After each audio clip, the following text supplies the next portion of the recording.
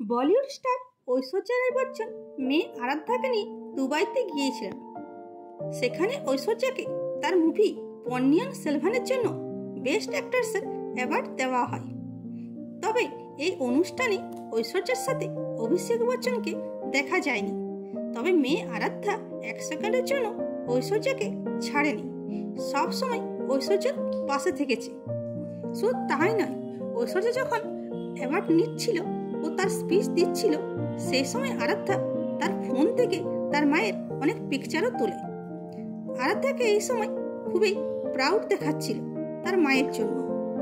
ঐশ্বর্য ও আরাধ্যা দুজনেই matching outfit পরেছিল আর দুজনকেই অনেক কিউট দেখাচ্ছিল। তবে বরাবরের মতোই ঐশ্বর্য ও আরাধ্যাকে ডিসেন্ট কাপড়ে নজর কাড়ে। এরকমই ভিডিও পেতে চ্যানেলটিকে লাইক, শেয়ার ও সাবস্ক্রাইব করুন। Thanks for watching.